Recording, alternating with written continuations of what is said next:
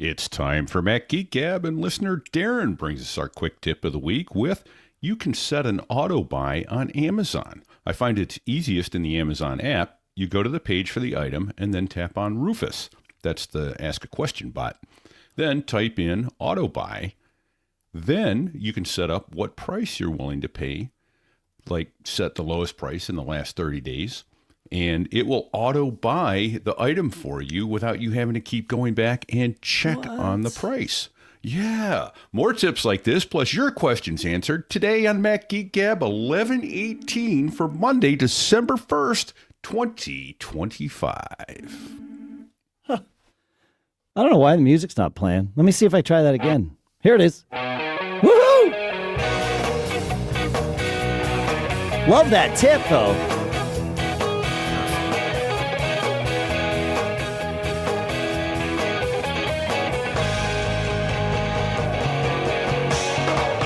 Greetings, folks, and welcome to Mac Geek Gab, the show where we share tips like that from you, from us. We share cool stuff found from you, from us. We share questions from you, yes, from us. Hopefully sharing some answers or at least some directionally accurate troubleshooting to get us all down that path of learning at least 5 new things every single time we get together. Our sponsors include Shopify.com/MGG, where you can sign up for your $1 per month trial period, AuraFrames.com, where you can use promo code MGG and get $45 off their Carver Mat frame. And yes, now the link works. You can actually click add to cart. So this is good. If it didn't work for you last week, please try again. BBEdit from barebones.com. And Rula.com/MGG, where you can connect with quality therapists and mental health experts who specialize in you and take your insurance. So we will talk more about all of those in a little bit. For now, here on Eat a Red Apple Day in Durham, New Hampshire, I'm Dave Hamilton. And here in South Dakota, I'm Adam Christensen. Yeah, and here also in New Hampshire, it's Pilot Pete. Good to be with you, gents. Hope you had a nice Thanksgiving tomorrow. And don't mess with the sacred timeline, Pete. There we go. Back and forth. Listen, speaking of messing with the sacred timeline, I was going to share this later in the show. Several of you wrote in, including Dan. But whereas last week we finally got back to Mondays, for everybody who got the show notes email, it was not the show notes email. It was a very, very truncated version of maybe the text about the show notes and then nothing else in the email. There was a bug introduced in a new version of PowerPress, which is the WordPress plugin that we use to generate all of sort of the podcasty features of the show and the RSS feed, and it truncated all of that. We rolled back to the previous version, so it should all be good for this week, and hopefully, and we have reported the bug, and they're looking at it. It's one of these scenarios where they don't quite believe the bug exists, but we'll get there. It's working again for now, and we'll be careful with our updates so we don't get caught again. Right. Our monthly giveaway, because it's December 1st, is new. And so at macgeekgab.com/giveaway, you can sign up to win a copy of OpenIn. And if you aren't already using what I call a browser redirector, you might want to check it out. I love being able to have different links open in different browsers or even different apps. Like, I love that when I click on a Zoom link, it just opens in the Zoom app without the bonus step of visiting my browser asking me if it can open Zoom. So right. Hey, that Dave, kind of thing. Quick tip about that. I think you're probably aware of this, but you can use OpenIn for more than your browser. Well, that's what I was just saying. You can have it open Zoom. Yeah. Yeah. I use it for photos, whether I want to edit a photo or compress a photo. I use it for all manner of files. Cool. Yeah. Cool. Amazing. Should we get back to quick tips? We should get absolutely back to quip ticks or something like that. Susan writes in with our next one. Now I've done it. I'm going to wind up saying Be quick careful. tips all show. Yeah, just be careful. Yes, sir.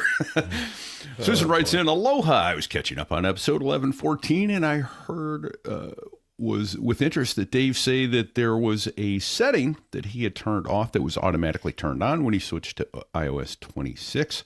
I have been troubleshooting the issue of terrible mistyping in 26, and one of the places I've found offering advice, someone pointed out that turning off the swipe to text function might help with that. The person added that even if you had turned it off in a previous version, iOS 26 is kind enough to turn it back on for you. I had turned it off in 18, but check now, and while there it was turned on, I turned it off and seem to have had less crazy typing issues since then. I passed this on in case it helps others. Susan. Aloha, Susan. Thank you. Yeah, I wasn't experiencing any of the issues that I know people were having with iOS 26 and typing, but I don't have swipe to type turned on. So perhaps. I use it all the time, but Really? I get horrible word replacements. I hate it. I need to turn it off. Interesting. Do you use swipe to type, Adam? No, I either type things out or if I need something faster, I will dictate. Usually, Yes. if I can. Just yeah. depends on the situation. Sure. Yeah. Dictation is, I'm using it more and more just because it's so much more efficient than typing. Even on my Mac, I use it if I have just a thought to get out or whatever. So Yeah. Yeah. Absolutely. Pete, I think you were the one here on the show that suggested using dictation, effectively dictation, on the Mac app of ChatGPT Yes. to share thoughts. And man, that's been life-changing for me. And it turns out there is a time limit of 10 minutes. And ask That me I how I haven't- found out. Okay.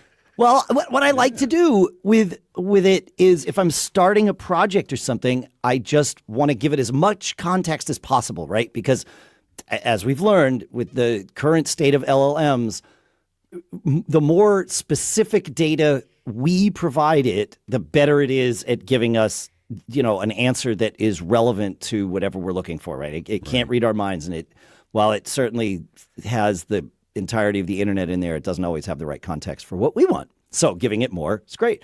And so when I start a project, I will just, kind of brain dump at it and give it everything. And so I hit 10 minutes one day and I was like, oh, okay, let's get started. I can give you more later if you need it. Fantastic. Yavel. All right. I got a tip from Bruce here. It says, in last week's episode, a listener wrote in about his displeasure with Tahoe's Safari sidebar defaults. One of the things the listener didn't like is the addition of large icons and descriptions of websites at the bottom of the sidebar. You can change this behavior in Safari with the sidebar open by clicking the three dots in the upper right corner and choosing compact instead of large. That will revert the display behavior to what it was previously. You can also change the sort order of your bookmarks there, which is pretty handy too. Well, that's something we discussed quite a bit on some previous episodes. So there's another way to have alphabetical bookmarks, I guess. Keep up the good work, Bruce. Love it. Fantastic. I did not know that. That's great. I don't use the sidebar in Safari. I was like, there's a sidebar in Safari? When it came up in 1116, I was like, oh yeah, right. Like there is that sidebar. Huh. Who knew? It's I mean, fun a how lot of people knew. Yeah. we all have our own little workflows and the things that we come to depend on, and there you go. Yeah. Yeah, exactly. Here's one we got. Gene wrote in with this great little quick tip that it became part of my workflow so instantaneously I already used it this morning. I'm sorry. Yeah, Gene writes in. He goes, listener Bill wrote in and shared how to find hidden Mac settings in system settings by using the view menu. He says, I accidentally fat-fingered a right-click on the system setting icon in the dock, and I got the same alphabetical listing as a pop-up. Gene. So right-click on the system settings icon, and it lists all the settings in alphabetical order. And I was looking for sharing this morning, and I know how to find it quickly. Right-clicked, went to sharing, boom. This came up when we first talked about it. I think we kind of glossed over it, but that works if system settings is not already open. If it's open, right-clicking on it does not give you that menu. It gives you a different menu, which is less helpful. However, the view menu in the open system settings app gives you that list, and you can go to those things, and it is alphabetical. So it's if it's open, yes, one way. If it's not open, you can do it with the right click. So yeah. Nice. Yepper. There's always something to learn. Yeah, exactly. And then I'll throw in, I know I've shared this before, when I need to get to audio settings, I just hold the Option key and touch my volume up or volume down, and it takes me right to that. So I got to remember that tip. It's so nice. Yep. I know it when you say it. I like intellectually I am aware of it, but it is not in my fingers. Like if I need to get to system settings sound, I will go to system settings sound. Typed in sound, yeah. Yeah. And guess what? If you hold Option key and touch your brightness key, it opens displays. Really? Yeah. Yeah. See. Shall I keep going? I got a million of them. I'll tell you what. I get no respect. I want to slow down here because what you said about this and what I heard were two different things, Pete. Oh, okay. What you said was what you said. That if you hold down the Option key and then hit any of the sound, up, down, mute keys, it brings you to system settings sound, Option key, and either of the brightness keys on the keyboard. Yep. All of the things you just discussed on the keyboard brings you there. What I heard, because I didn't know those things, that I was not aware of. So I've learned a new thing, which I love. But what I heard was the thing I was aware of, which other people might not be. And that is, I think if the same thing works with the menu bar items, if you hold down Option and hit the menu bar items for that, I believe it comes up. Now, I say this without really being able to test it because I don't have brightness or sound in my menu bar currently here on this Mac, but I'm pretty sure that will do the same thing. At least it used to at some point. So your tip was worth repeating, which is why I repeated it, because I didn't know it. I love that. Fantastic. Yepper. Okay. Yep. Look at this. We're learning new things already. Right. Whether we mean to or not. That's right. I still just always rely on Spotlight Search for launching everything and going everywhere. Yeah. That's my main. Yeah. My main one still. But, hit Spotlight Search and type sound. It will come right up. Yep. More typing though. It's more key presses. So. That's true. Yeah. And Pete's way, you stay on the keyboard and it's just two key presses. So, oh man. Okay. Yeah. That I really need to get into that's worth it. So yes. Okay. Glad I could help. Yeah, sure. Do you have a quick tip that kind of becomes a don't get caught, Pete-ish? I do. I was messing with it the other day. I'm probably the only one, but maybe not, that gets a bunch of spam texts. Just drives me nuts. Same. Political, job offers, all kinds of things. And I'm so sick of these. Turns out that one of the ways to help reduce those is to forward that to spam. That reports it to the carrier. Well, how do you do that? You take that message and you press, this is in iOS, you press on it until the menu comes up, and then you select more. And normally you would have it, now that message is selected. Down at the bottom left of iOS, you get a trash can. Down at the bottom right, you get a little share arrow. Tap share and then dial in 7726, which is spelling out spam on your keyboard, and send it, and it reports it to the carrier as a spam message.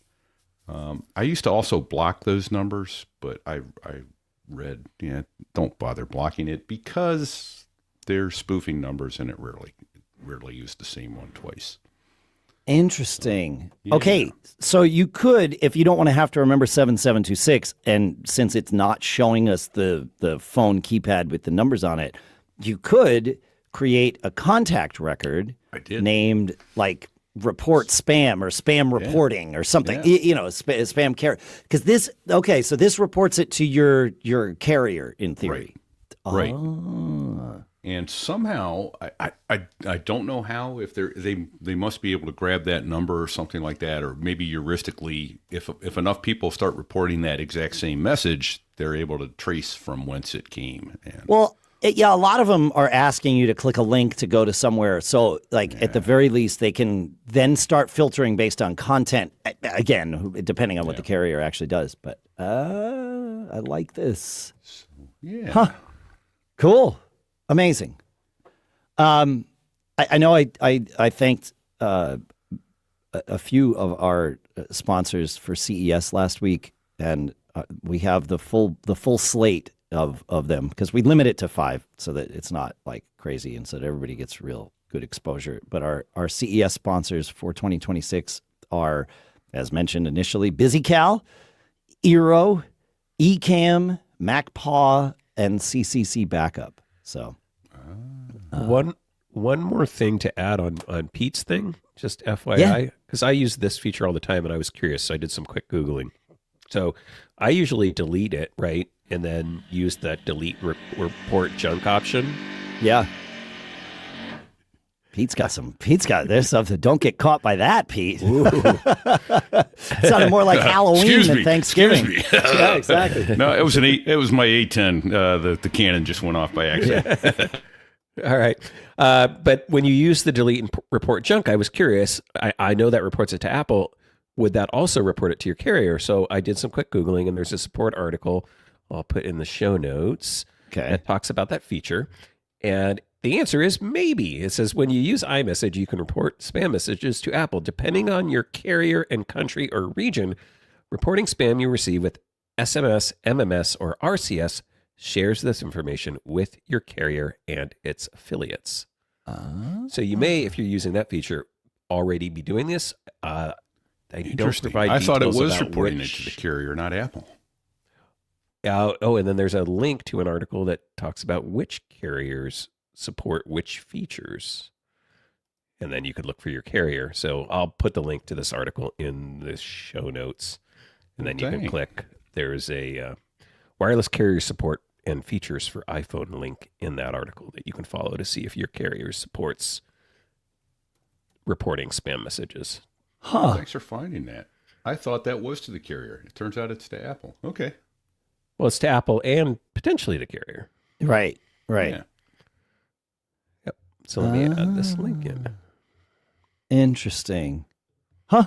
Fun stuff. Well, let me do the next "Don't Get Caught," I guess, and then I can put this in the show notes. Sounds good.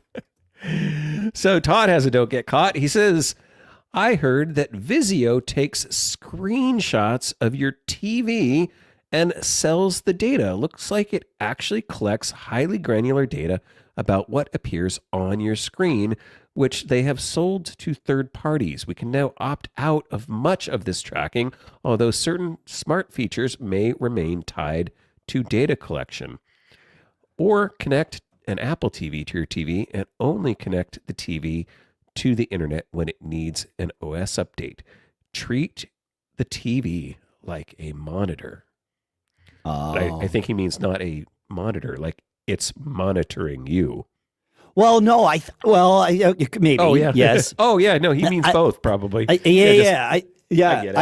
think in how I heard it was that it was a monitor, a display just for your Apple TV. Yes. You are correct. That's what he meant. But I read it as treat it like it's monitoring you, which it is. Yes. It's spying. Everything is spying on us. Quite the double entendre this morning. I'm sure my internet-connected coffee maker is reporting how much coffee I drink cup by cup to somebody. No, I don't have an internet-connected coffee maker, but some people probably do. I'm surprised we don't. Yeah. We went years and years ago after our Tassimo died. We never went the Keurig route. but the Tassimo actually had a real espresso pump and everything. And this, of course, coming from someone who never drinks coffee, me, but everybody in my house does. And so we were on the Tassimo thing, and then they stopped making pods for it. And so I was like, oh, we got to go something else. I was like, well, I'm sick and tired of being locked into an ecosystem, right? So I decided we should open source our coffee. And so we went with a super automatic, which back then was far pricier than they were today, but we were still able to get a good deal on like a remanufactured one or something. And so now I think we're on our second or maybe even third of the super automatics, which everybody in the house seems to love. But I'm surprised that we don't have one that's internet connected yet, so that like we can Right. trigger it from like the bedroom. I get super excited about this particular gadget that I not only never choose to use, I am told by my family I am never allowed to use because it turns out that stuff has caffeine in it, guys. I don't know if you know this. Really? Oh, yeah. Oh, Yeah. maybe that's why I like it so much. Don't get caught, man. That stuff. I made a double espresso out of the newest one that we have when we got it. And like 10 hours later, I was standing looking out the window and like watching the ground move up and down. It was pretty cool, but you know, it wasn't really the intended effect. So Nice. Hey, Yeah. real quickly, back to that last one. Matthew Dropko points out in the comments that you can opt out of sharing the data from your Roku or Google TV box, or stick your television with that tech as the OS. To what degree they honor that opt out is Right. another question. right. But Yeah. And not every TV lets you do that, but you're right. The TCL ones, that is part of, at least it used to be part of TCL's whole pricing structure. Like you get this, what appears to be a discounted TV, and it's because you're only paying part of the price. The sponsors pay the other part of the price. Well, yeah, but you just choose. I mean, it's like anything else. You choose, And that's as long as you're doing it eyes wide open, there's nothing wrong with that. I mean, it's like listening to the show, right? Like we have sponsors in this show that help pay for the production of the show. Like it's just how it works. Like it's fine. I wish the TVs were a little more upfront about it, but you know.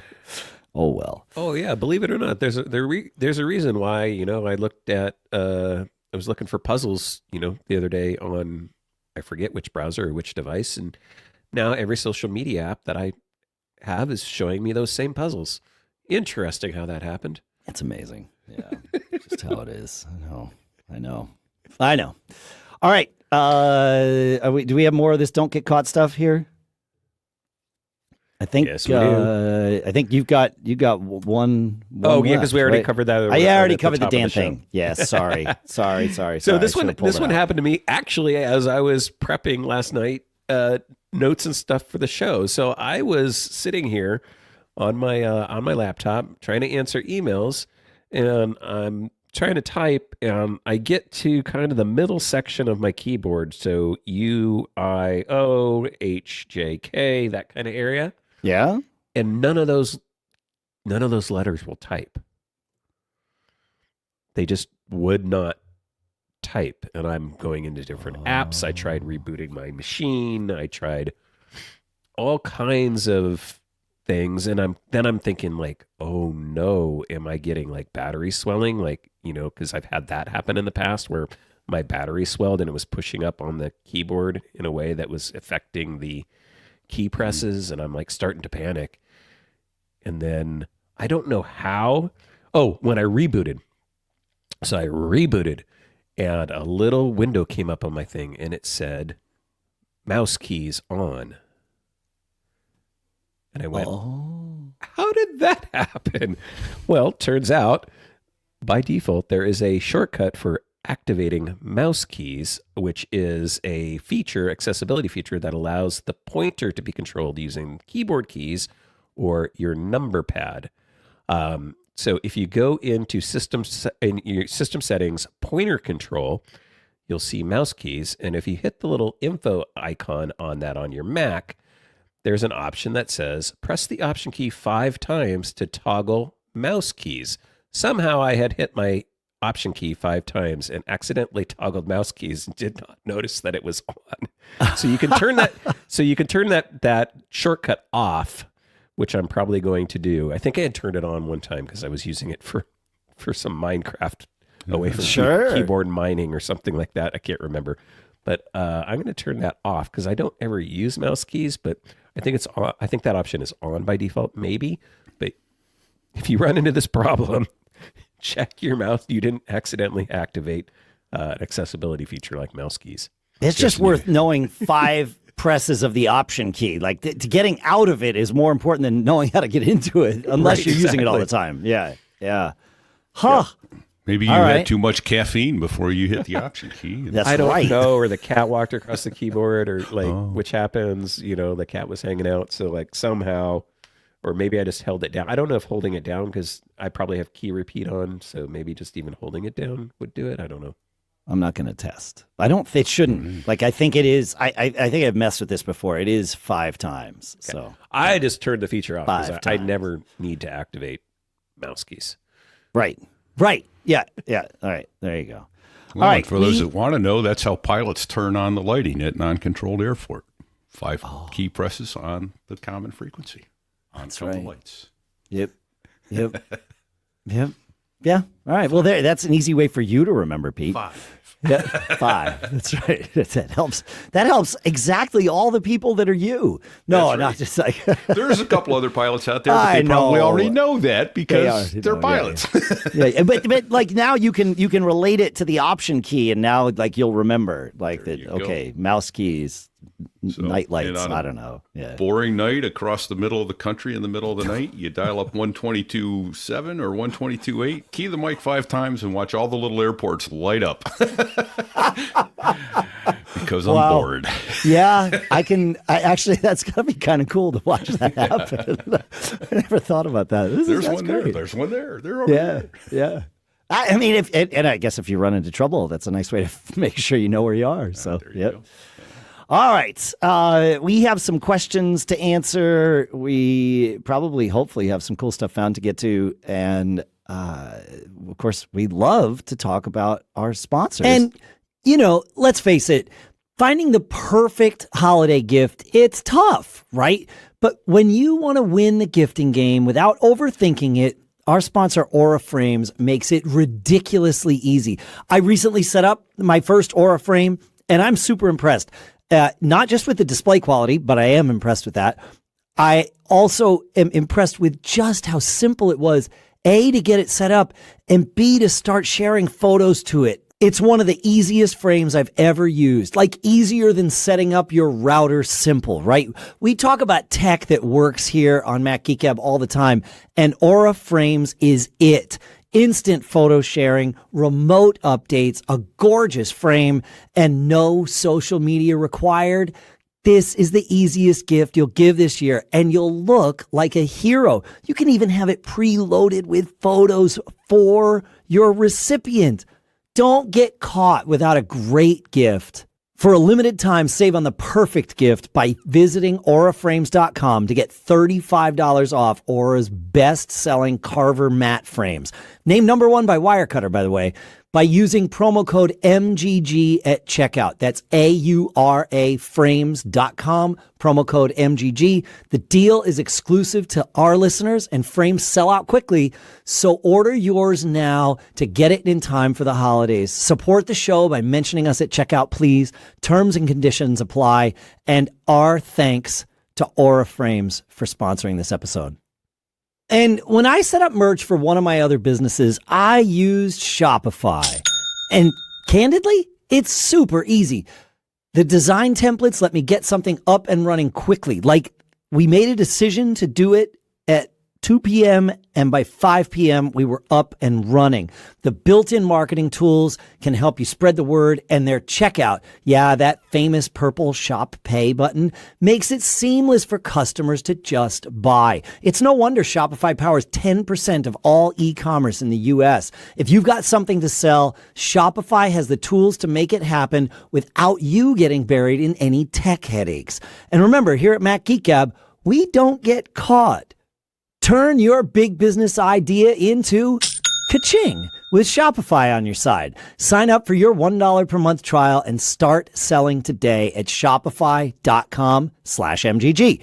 Go to shopify.com/MGG. One more time, shopify.com/MGG. And our thanks to Shopify for sponsoring this episode. All right. Time for some questions. All right. Questions? What are questions? Oh, that's a question. I'll answer your question with a question. We got one from Larry this week to open this segment. He says, "Hi, Dave, Pete, and Adam. Thanks for your show. I've been listening for many years. Not sure how long. I have a backup question. I just bought a Mac Mini from my wife, but her photo library was a lot larger than I thought. So I put the photo library on an external SSD, and all works fine." Uh-oh. That was Pete's editorial. Uh-oh. The only issue is now when I run Carbon Copy Cloner Backup, the library doesn't back up. Is there a way to back up all at once, symbolic link maybe, or will I always have to run it as a separate backup? Any advice would be greatly appreciated. Larry. Yeah, I have a little feedback on this one. Since you're using Carbon Copy Cloner, yes, you have to set up separate tasks for your backups, so you can do your internal drive and you can do your external drive. But Carbon Copy Cloner has a feature called task groups. So you can create a group, put both tasks into that group, and then schedule it as a group. And I think they'll just run in sequence. So that's what I would probably do. Interesting. Yeah. Or you can set them to run as a collection.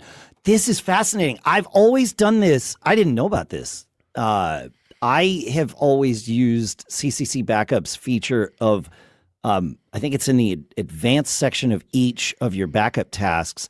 You can set what happens when a backup finishes. Like you can have it eject a drive or do other things. And one of the options is run another backup task. And so you can, that's how I've always chained them together, is just saying, okay, well, when this one finishes, go and run this other unrelated task. But, oh yeah, I got to look and, okay. Yeah. Tasks listed within a group. In the task table, we sorted based on the task table sort criteria. Don't confuse this with the run order. The task run order is defined in the upcoming group and task events table. So you can really get flexible with it. Yep. Yes. I need to change some of my things just so it's more obvious, because every time I go to do this, it's like, wait, how do I string them together? Like, what's happening? Why is it happening? This sounds like it would make it more. I like it. Yeah. Huh. I mean, and I guess the bonus tip I would have is, bonus tip, maybe recommendation, pick.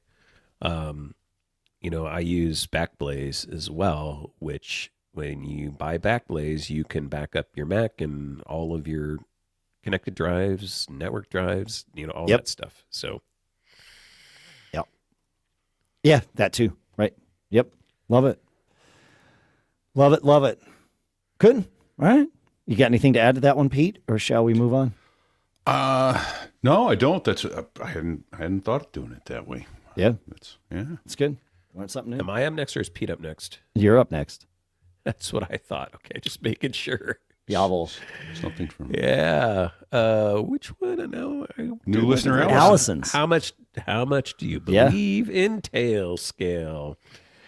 Allison says, "Boys, like Joe from last week, it occurred to me to put my in-laws' Macs on our Tailscale network so we could more easily do tech support. But then I noodled the idea with Mr. Ed, MGG listener, and my personal friend, and he pointed out that if we did that, it means that our machines would also be accessible from their Macs. That didn't seem advisable. Curious what you think about that. We ended up using Splashtop, which lets us access just those two computers for free. It's undocumented on their website that we can use it that way for free, but they told me in writing it was okay." Allison. Huh. I hadn't thought about that. Yeah. Pete? First of all, you have no idea how hard it was not to imitate the horse, Mr. Ed. I'm sorry. It's the way my brain goes. Sure. Yeah. Exposure doesn't mean access, though, is the thing. like they would still need the username and password credentials to get into your computer. Is it a vector for attack? Maybe, yeah. But if someone could get into your Tailscale network, I worry. Everything that's been said is correct. I would worry more about confusion because I mean, in the context of this, it is someone that it's certainly that trusts you. Presumably, there's some mutual trust there. To get into their machine because they are not technically savvy. That's the sort of the umbrella of what we're operating under here. And there could be other reasons, right? But if let's assume that's the case, they probably aren't going to even attempt to get into your computer intentionally. However, if you have your Tailscale or your Tailnet set up to not just share the individual devices, but to do the subnet routing where you have one computer set up to be sort of the relay so that you can get to everything on your network. Because, for example, I do that so that I can do a number of things, one of which being I like to be able to print to my printer in my office no matter where I am so that I can queue things up to process when I get back. I have a system just to go with me on this. But it works fine. What happens if they accidentally print to my printer? Now, that would be difficult for them to do because it doesn't show up via, like Bonjour doesn't route via Tailscale. So it wouldn't show up as an option for them. They would have to manually put it in. But they might start to see other things that would be confusing. So, this is something we're thinking about for sure. Because you're right. Allison, it does provide two-way access. That's a very good, a very good point. Yeah. Because what'd you say they used Splashtop? They're using Splashtop instead. Yes, which is a VNC client, server client, I guess, right? Yes, but with it's not straight VNC. It's got some smarts on top of it that allow you to set up across different networks, right? Because like VNC, you can only see things on your local network unless you open ports and do all the things that we want to avoid doing. So Splashtop, lets you kind of create all that separately. Okay. Yeah. Good point. Thank you, Allison. Do you have anything to add to that, Adam? Nope. All right.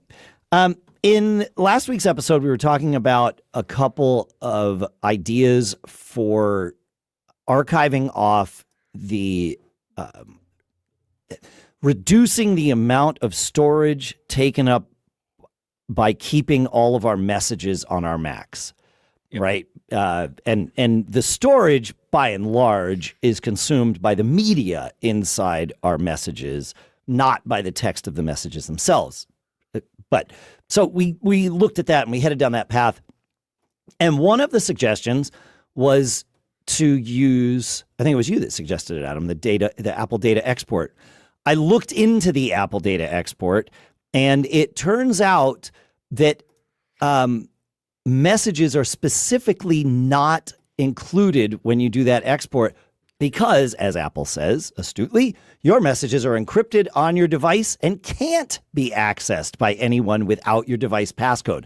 So in order to give you a data export, Apple would need to be able, they could, they don't, but they could give you this secure blob that just you figure it out. They don't do that because that's not Apple's way. So they just don't give you anything because they can't decrypt your messages. Right.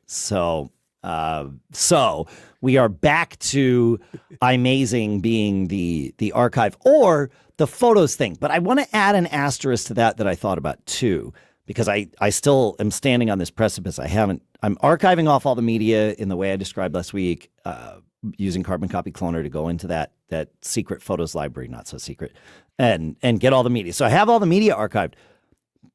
But if I tell it to delete everything after a year, it won't just delete the media. It will delete the text of the messages too. And I'm not ready to lose that. So I think iMazing is probably going to have to become part of this. I don't know of any other apps that do the same thing as iMazing, meaning, take your data essentially from your backups and archive it in a way. I just don't. I'm guessing there's another app to do that, but I don't know about it. So if you do, feedback at macgeekgab.com.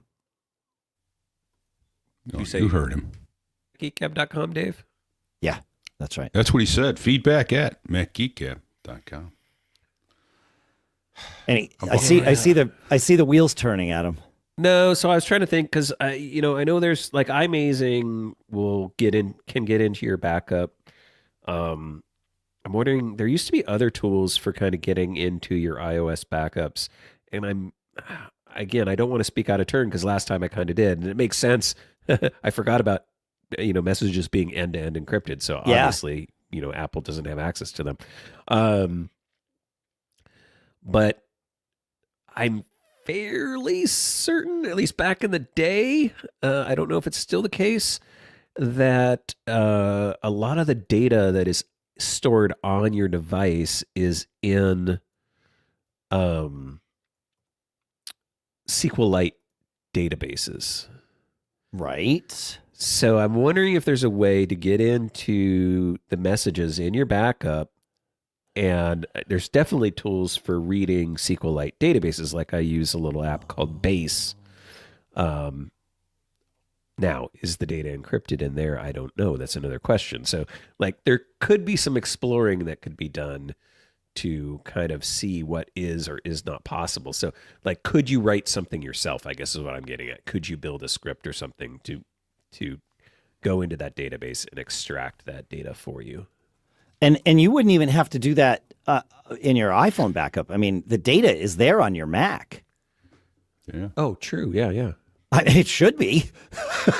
Oh, yeah. Yeah, we just have to go find it. And I'm sure there's ways to do that too. So probably somewhere in the library, application support or library.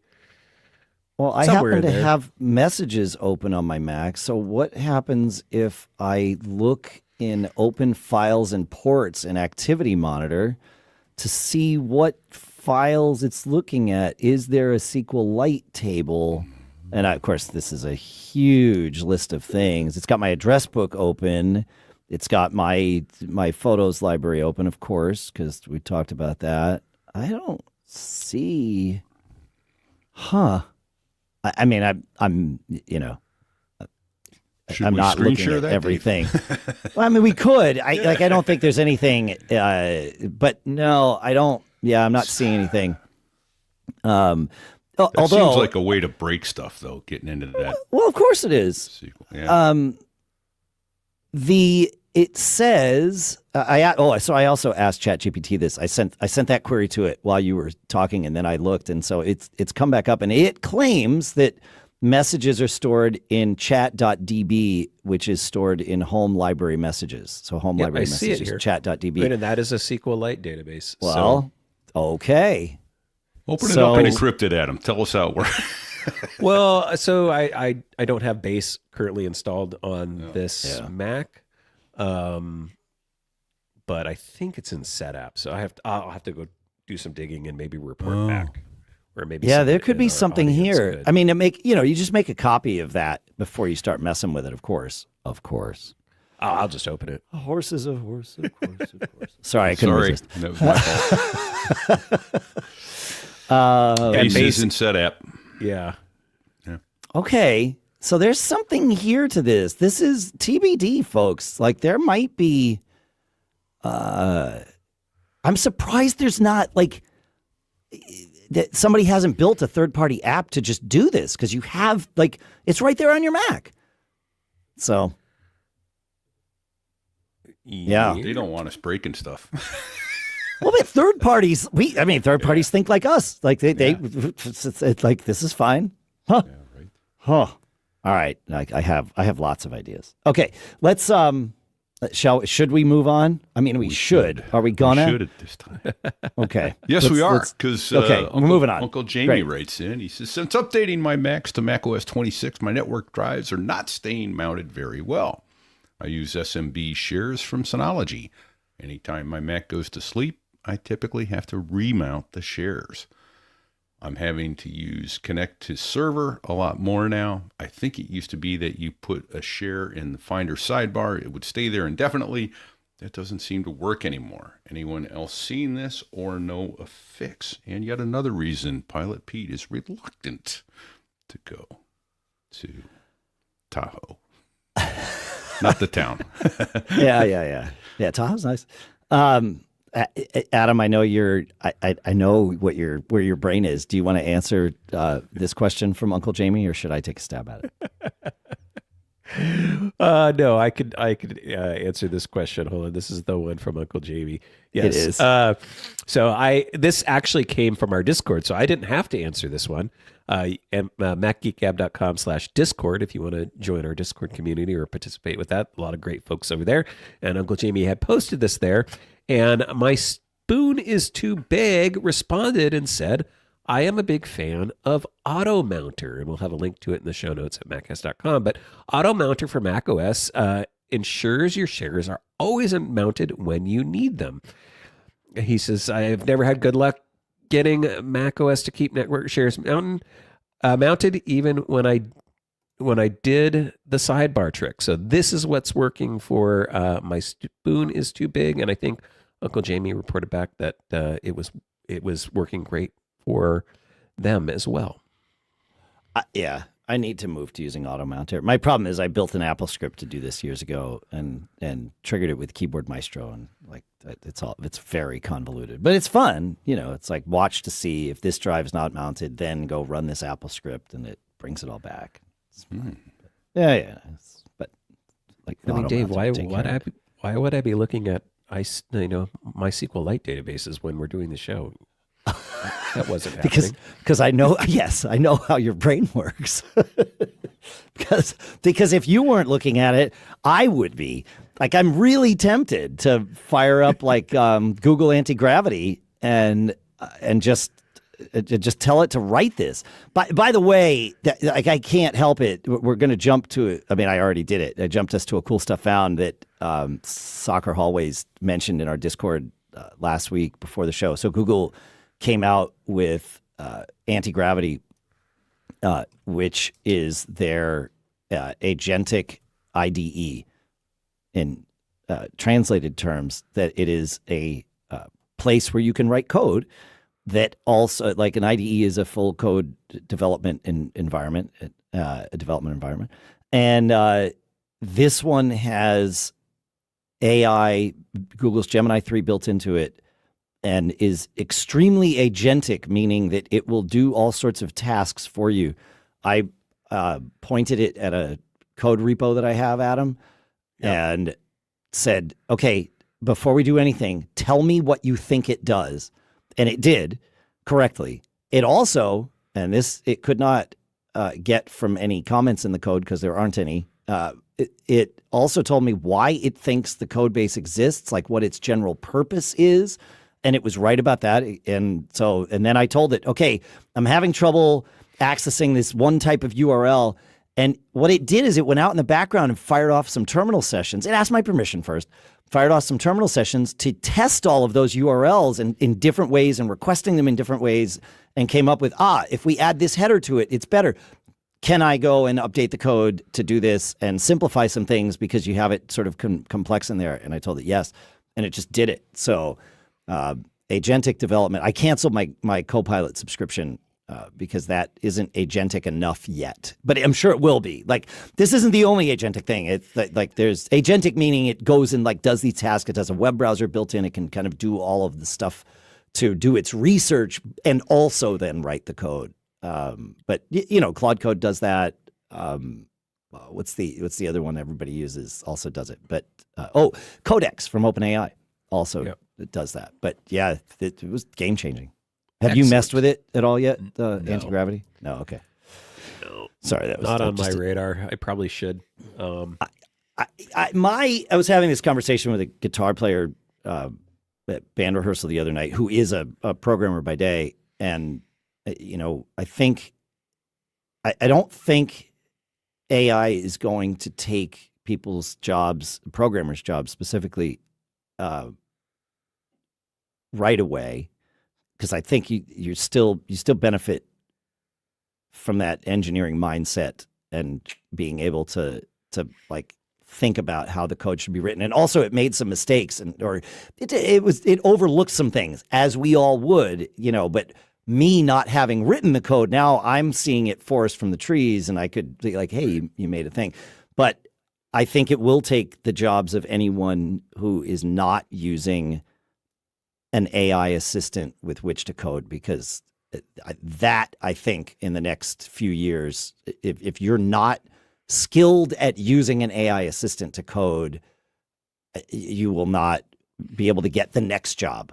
Right? You might be able to keep the one you have. If your company, and there are lots of companies that currently say you cannot use AI, that's a dangerous thing for your talent to limit them like that, in my opinion. And I understand why you would have that policy too. Like, this is it's a difficult thing to straddle. Yeah, it's the proprietary nature of the exactly of the code. Yeah. So they don't want you feeding proprietary IP, which is really what it is when you're writing code, correct, into an open model that's being read and processed by some company outside your company. Yes, not your company. Yeah, no, I totally get it.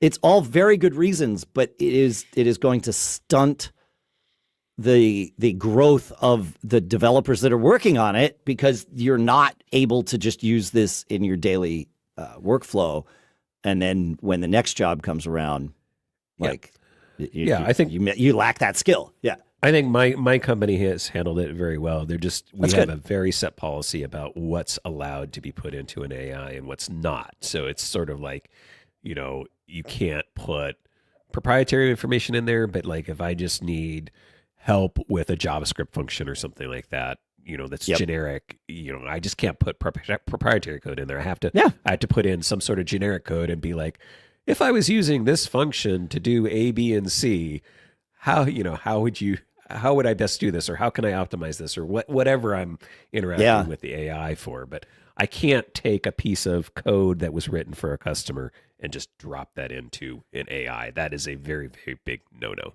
There's an opportunity here, because if someone were to offer you, or if you were to develop yourself, but this is where the opportunity is, a translation layer that ran locally on your company's servers, and all it did was sanitize the code that you're writing so that it's not, like in some way, whatever it needs to do to not be proprietary intellectual property anymore, send that out to the LLM that has, the knowledge of the world and can do the things that a locally run thing doesn't have the horsepower to do. And then take whatever that answer is, translate it back through this, and update your code. Like that privacy translation layer, man, like that, you could sell like hotcakes if it works. So, I mean, the other reality is just train your own models and have your own in-house thing that doesn't go out. I mean, that's all possible too. It's not quite as powerful, but it depends on how you feed that, right? Too. So like, that's fair. You could develop your own and have it be sucking information in from the internet into your own thing and updating itself that way, and then learning from itself on your own network, And if it has every bit of code that your company has ever developed, or at least is in active use, that becomes far more valuable for you than just, firing up Google Antigravity or something like that. Yeah, I mean, especially with ours, because our, the technology we use is totally proprietary. So there aren't a lot of developers like myself out there in the world. So there's not a lot of internet knowledge to consume. I mean, we have forums and other things for our customers and clients, but it's not like PHP or Python or like that kind of code that there's a gazillion examples out on, things. Anyway, we've gone down way down the rabbit hole. It's a good rabbit hole. Yeah, there's some very real world things here, all of which are valid, and somehow it's all got to come together. So I'm curious to see how that happens. All right. We have some cool stuff found to talk about. And I, as always, love to be able to talk about our sponsors. And I'm going to tell you something. Finding my therapist was not easy. It took weeks of back and forth, hunting around, seeing if it took my insurance and finding if they had availability. And that is why I wish our sponsor Rula had existed when I started my journey. If you've ever tried to find a therapist who accepts your insurance and is actually taking new clients, you know the struggle too. Rula fixes all of that. Rula is a healthcare company built to make quality mental health care easy, affordable, and fast. They accept most insurance plans with an average cost of just $15 per session.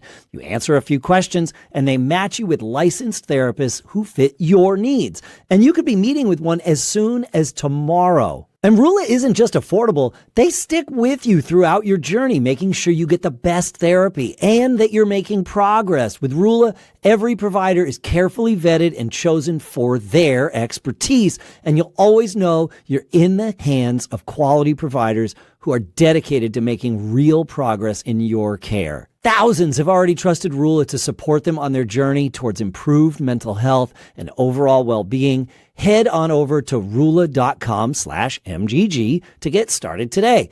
After you sign up, they ask you where you heard about them. Please support the show and tell them we sent you. Go to rula.com/MGG and take the first step toward better mental health today. You deserve quality care from someone who cares. Please check out Rula. And our thanks to Rula for sponsoring this episode.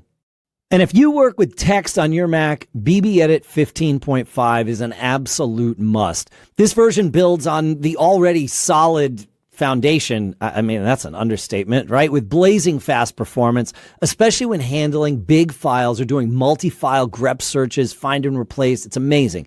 The new support for Apple's writing tools brings inline summarization, proofreading, and even composition help right inside your document. And it's not just smarter, it's smoother. Remote file editing over FTPS is now supported. I know. And there's a new strip diacriticals tool. Yep, I love saying that. And it's way more useful than it sounds, right? Markdown lovers, Git users, even AI tinkerers, BBEdit has something powerful for all of us. It's open on my Mac right now. How do I know that? Because it's always open on my Mac. I'm using it for all kinds of things. Sure, I use it for some coding. I also use it to count the words in a document, to do those find and replace those things, even just to make sure a document is all text. It's great. With BBEdit, you stay productive, efficient, and in control. And you don't get caught using anything less. Download your 30-day full-featured trial at barebones.com. Check it out. You'll see what we're talking about. Really think you're going to love it. And our thanks to Barebones and BBEdit for sponsoring this episode. All right. Pete, you want to take us to Terry for some cool stuff found? I do. I'm going to take us to Terry. He wrote in about Moonlock, which oddly enough, I'm shocked I had not heard about it. But he wrote in to tell us that Moonlock is now here from a MacPaw, the same folks that bring you Clean My Mac. And of course, that's also part of SetApp. Moonlock is. Key features: it gives you real-time protection. It runs continuously in the background, monitoring your Mac for malware and suspicious activity. Activates even if you close the app, so malware protection stays active. It scans the system it's got a malware scanner, anti-malware engine, scanning the system folders, archives like zip and DMG and email attachments. You can choose a depth of scan, quick versus full. It's reportedly improves scanning speed by up to 50% on Intel Macs and 89% faster on Silicon Macs. VPN, it has a VPN privacy tool included in it, so you can encrypt obviously your internet traffic and appear to be somewhere else than you actually are. It's got a network inspector that monitors connections from apps and websites, detects if apps are sending data to certain countries you may wish to block. You can go in and say, I don't want to send data to Maldives or wherever. Sure. Yeah. System protection / configuration advisor. This is kind of cool. I went through this on mine. It checks your Mac system settings and permissions and integrity, sharing settings, and all that setting stuff, and helps recommend secure configurations. So it gives you a little checklist to run through, and go, hey, what am I doing wrong? What could I improve? That kind of stuff. And if you choose to leave something open, you're doing that with more open eyes than you would have in the past. So, and then it has research and threat intelligence through what it calls its Moonlock Lab that publishes research on the macOS threats and malware trends.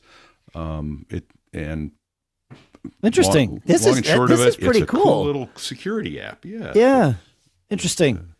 Huh. Have you run it on your Mac yet, Pete? Have either of you? Yeah. And like I said, I went through that checklist, the configuration checklist, and there's a couple things I went, well, no, I do that for a reason, and I'm going to leave that open. But there were some things open that went, oh. Have you noticed any system resources impact? There have been. Not yet. If it's there, I haven't noticed it. So great. That's the thing, right? That's the key. Yeah, because there have been on both Mac and Windows, antivirus stuff. By nature, it gets in the way and looks at everything all the time, right? That's its job. That's what you want it to do.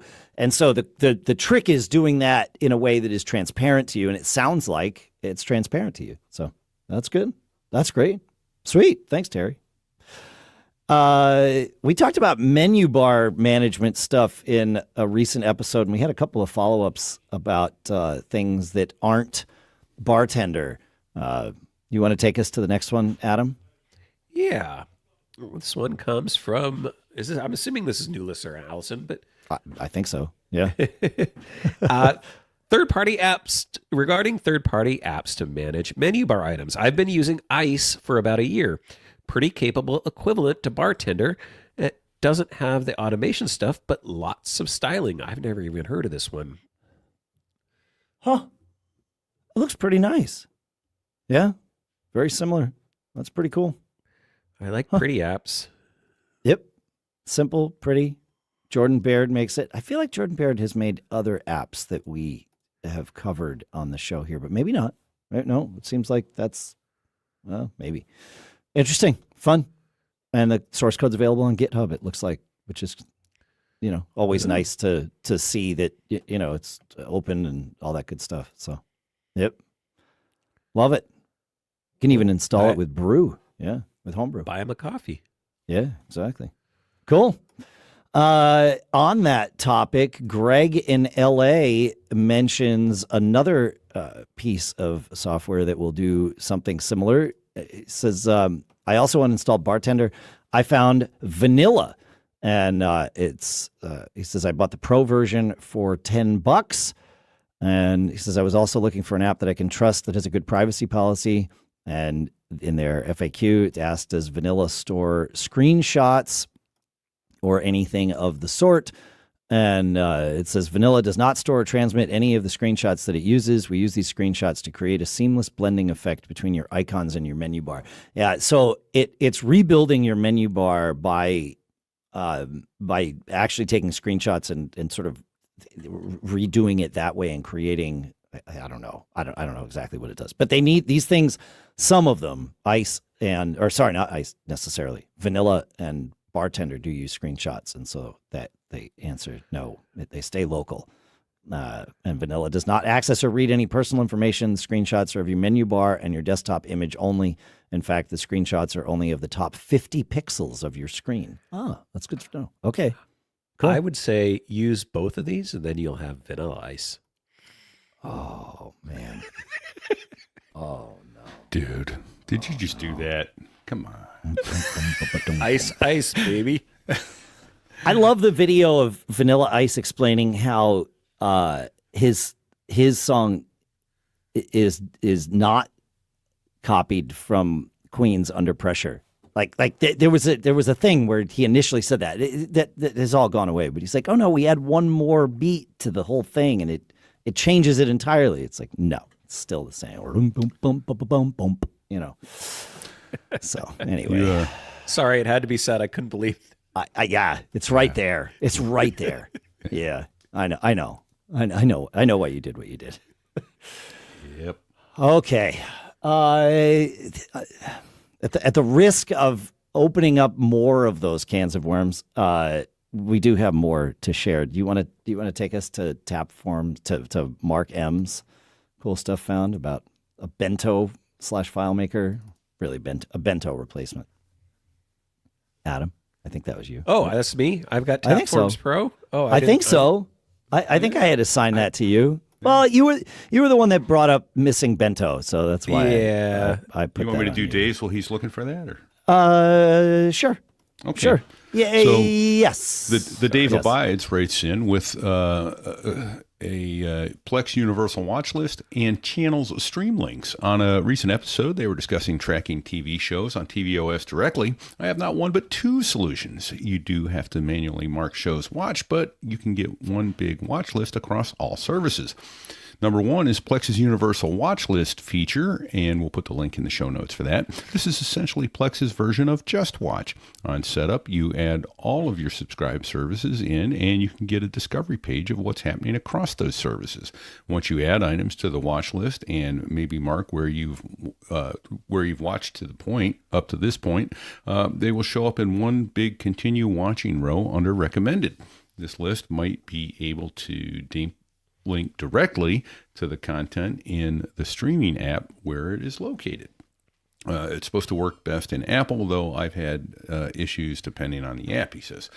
I stopped using the Universal Watch List with Plex's upcoming not-so-good app rewrite, as well as general descent into impoopification. I guess I'll say it nicely that way. Yeah.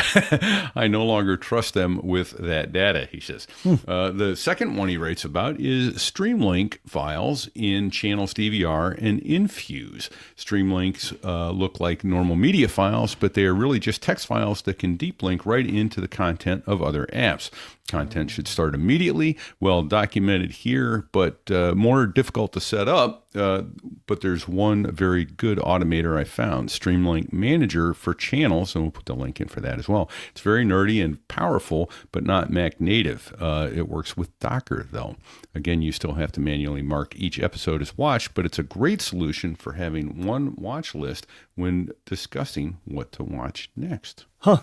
So, Interesting. Thank you, the Dave Abides. Yeah. Yeah. And on that topic of, tracking for yourself what you've watched and managing all that, Joe also shares one of the things we discussed, of course, was Tracked, the app, TRAKT. And he says, I looked at the Tracked website because I wanted to know what was happening with the password data. Because you've got to log Tracked, as you mentioned, Adam, when we were talking about it. You've got to log it into every one of your services in order for it to be able to ingest that watch data. And it says, do you store my passwords? No, your streaming passwords are not stored. Your password is only used on device and not sent to Tracked or Unify, YAOUNIFY. That's the service that they use to kind of pull all this together.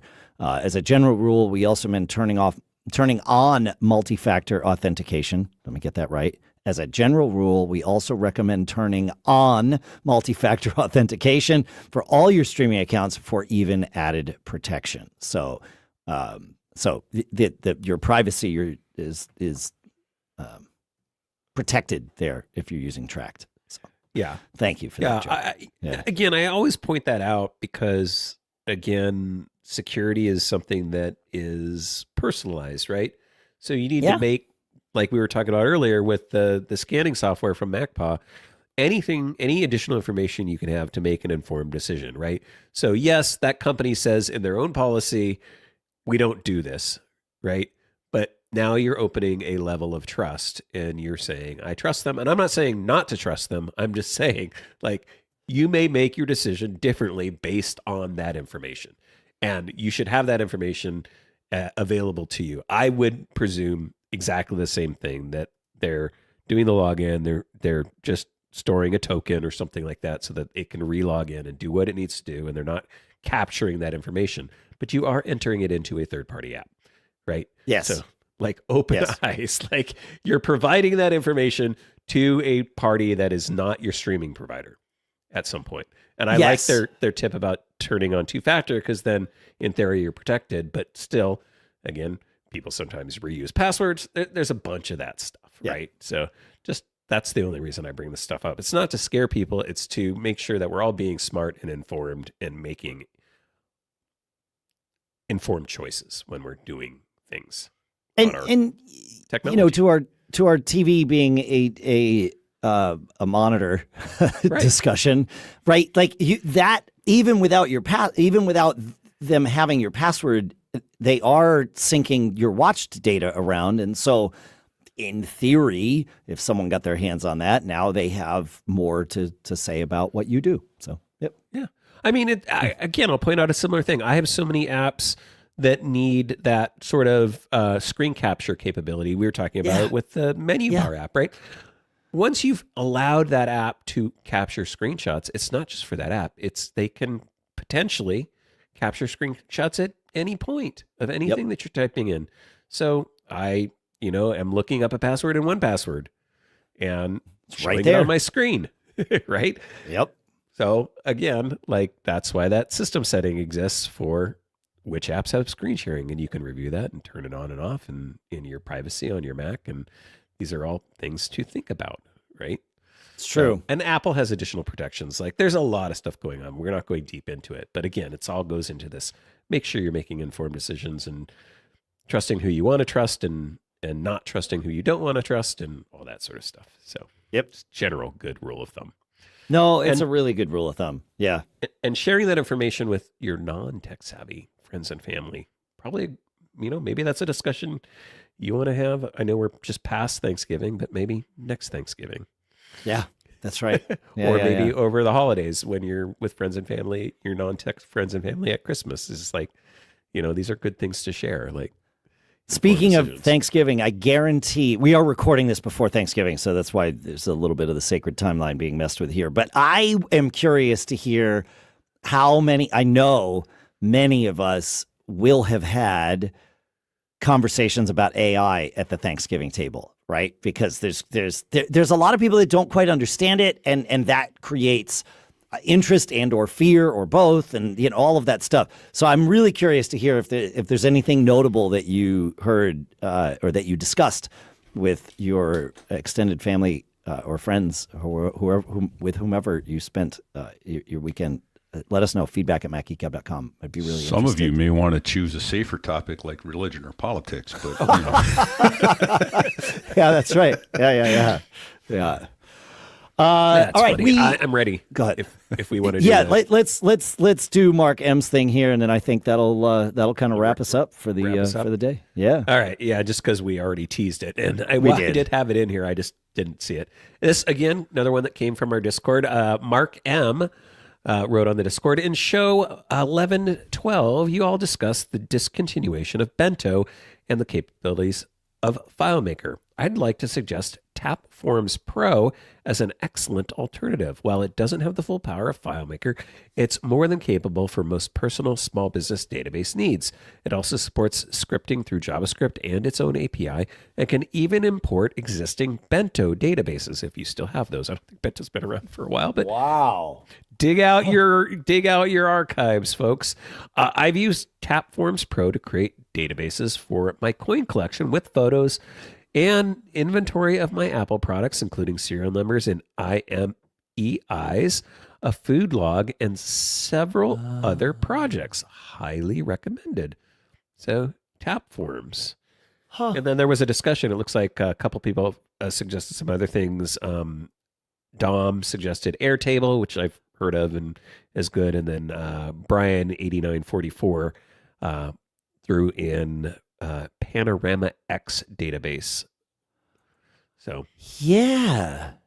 It's been a while since I've thought about Panorama X. That is, yeah. That's a pretty powerful thing too. Huh. All right. Oh, I love this.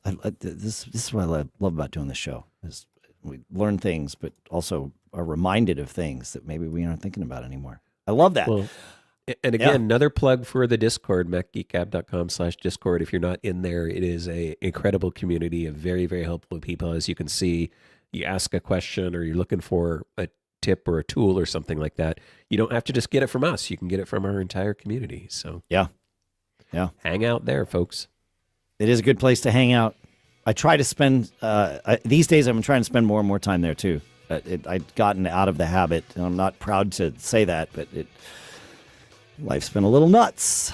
But I love being in our Discord, and I've been spending more and more time there too. So yeah, it's good. I love everybody helps each other. You're totally right. So thanks for that. Make sure to check out macgeekgab.com/giveaway to get entered to win your own your copy of Open In. Thanks to all the sponsors of this episode, of course, and then thanks again to our CES 2026 sponsors, BusyCal. They actually already have a code, MacGeek10, to save you 10%. Eero, Ecamm, MacPaw, and CCC Backup are all on board to help support our CES coverage. Pete and I will be out there doing all the hard work on the ground. Adam will be in the office, kind of managing, the flow of things here, and that will make the magic happen. I don't know if we'll be able to do a show remotely that includes Adam, because we had major internet issues last year. It'll probably be fine. I think we talked about circling the Wi-Fi drain while we were at CES in our hotel room. Like, it was pretty bad. Didn't we tether? Doing that eventually got us through? Yeah. But, you're in a Vegas hotel, which has all the shielding and the glass and everything. So even tethering was like, it was iffy at best. Kind of, sort of. Yeah, so we're staying in the same place, so we'll see. But there will be plenty of content coming out. Just maybe not a 3-person full. We'll do an episode from CES, I would presume. We'll see if it includes 2 or 3 of us. So thanks to all our sponsors for making that possible, for sure. If you want to hear more from each of us, Pilot Pete's So There I Was podcast, Adam's The Debut Film podcast, my Business Brain and Gig Gab podcast. Thanks so much for hanging out. Thanks for all your tips and questions and cool stuff found. We love what we get to do, and thank you for all of it. I know that Thanksgiving has just passed when this comes out, but we're recording it right before, so I am ever so thankful for all of you.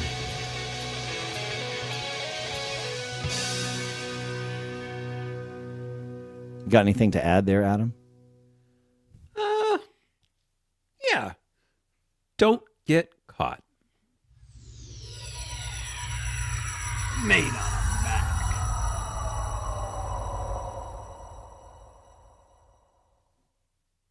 Later.